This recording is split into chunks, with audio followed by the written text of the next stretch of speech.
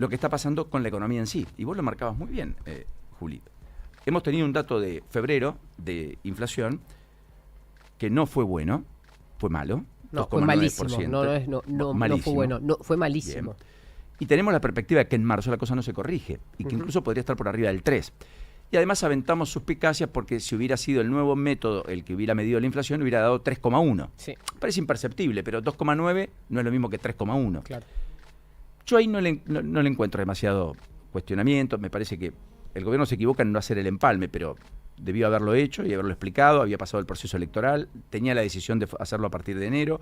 Ahora, el hecho de que haya desertado de esa decisión que tenía y que escribió con el Fondo Monetario Internacional que iba a hacer, que el Banco Central anticipó que iba a ocurrir en el mismo mes de diciembre. Documentado, o sea, escrito, puesto, sí, para los actores, eso también habla de imprevisibilidad en un gobierno que dice, nosotros somos previsibles, todo el mundo sabe qué vamos a hacer. Bueno, en este caso trastocó todos los papeles que había escrito el propio gobierno un mes antes, ¿se entiende?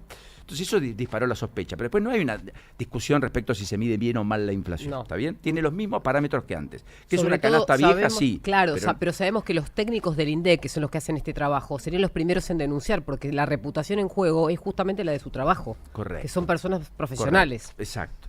Bueno, así que este 33,1% anual sí, es gravoso, porque estamos en el mes 27 de gestión del presidente. El presidente dijo que el rezago de la emisión monetaria eran 24 meses, pasó más tiempo. El presidente dijo hay que mirar la inflación núcleo, bueno, fue más alta, 3,1. Sí.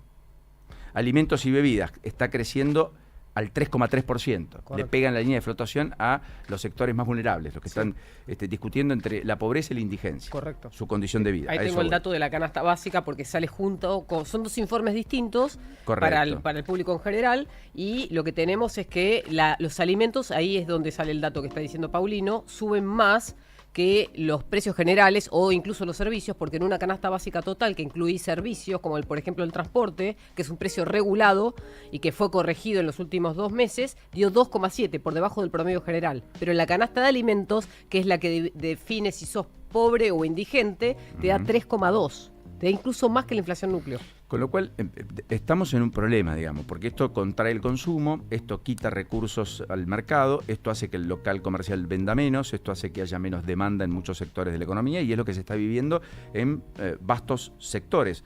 Hoy veía un informe, por ejemplo, de un medio del interior en la provincia de Santa Fe, la industria empezó el año con una caída de casi 10%. En Santa Fe, 9,7%, la industria santafesina. Claro. O sea, definitivamente eso tiene correlato en creación de empleo o en su defecto la contracara, que es despido o suspensiones, cierre de algunas empresas, reestructuraciones, reconversión, le dice el gobierno, reinvención será por parte de otros empresarios. En cualquiera de los casos es una situación en el tránsito, en el mientras tanto, en los empalmes, en las transiciones muy complejas. La carne sigue subiendo fuerte y los derivados. Ahora, vivienda, electricidad, gas y otros combustibles, promedio 6,8 de aumento. Y esto es lo que le pega a la clase media. ¿Por qué hay una percepción creciente en la clase media de que estamos en una inflación superior a la que el propio INDEC dice? Porque todo lo que la clase media, entre comillas, lo que se jacta o se dice clase media paga, está subiendo más fuerte que el promedio de inflación. Exacto. Colegio de los chicos, medicina prepaga, el combustible que pones en el auto, la patente y el seguro, los peajes que aumentaron 19%. Mira, Aguas de Catamarca, por ejemplo, estaba mirando esta mañana, está pidiendo una actualización tarifaria del 64%. El gobierno le va a dar 48%. Vemos que si vos pagabas 10 vas a pagar 14. Probablemente era nimio lo que pagabas. Pero es un 40% claro, arriba, no es un 2 o un 3 o un Es lo 1. Mismo que pasa con los combustibles. Bueno, y gas y luz. Luz sí, hubo aumentos de hasta el 17% en sí, la tarifa de algunos hogares. 17%. Entonces, eso claro, te es cambia como mucho. Que pasan dos cosas a la vez. Se está actualizando los precios relativos, que es esto que vos explicás, que veníamos de tarifas subsidiadas, y entonces para quitarle el peso al Estado de pagar por esos servicios o esas tarifas por los ciudadanos, o los impuestos mismos que suben en las provincias, se traslada a el consumidor final. Por otro lado, tenés una base monetaria que fue reducida en una gran parte, pero todavía no es suficiente, porque te lo está marcando los datos. Sí, o por ahí tiene una mirada errónea, por ahí no es un fenómeno estrictamente monetario. Por ahí la inflación tiene más componentes, hay 5 países en el mundo que tienen superávit fiscal. Y todo el resto no vive con la inflación nuestra. De hecho, en la región, la inflación empieza con 0 en la mayoría de los países. Sí, sí. Por lo menos déjenme discutirlo, qué sé yo. El presidente dice, esto es un fenómeno monetario acá. No sé, vamos a verlo. Eran 24 meses de rezago, llevamos 27. ¿Cuánto más hay que esperar? ¿6? No, pero está bien, pero yo en eso te contradigo en este punto. Si no hubiera sido acertado esa forma de atacar la inflación, no hubiera bajado de 211 a 30. Estamos hablando de interanual, ¿no? 211 de Alberto, 30 del año pasado. Bueno, o sea, y ahí atacaron directamente la cantidad de pesos. Está bien, miramos noviembre, no diciembre, porque el gobierno liberó precios y saltó del 8 al 25 bueno, en diciembre. No importa, pero digo, bajó de casi... Por supuesto, y es muy Ponele relevante. 100, claro, 100 a 30. Es muy relevante. Ahora, ¿hay un mundo sin inflación? Claramente. Y Argentina está a contramano de eso. Porque hace 9 meses que sube y hace 6 meses que está arriba del 2% mensual, que es lo que el mundo tiene por año. No, sí. Hoy hice el cálculo. Tenés en un bimestre 2,4 veces la inflación de Estados Unidos en el año. Sí, así que yo insisto, este es un tema medular.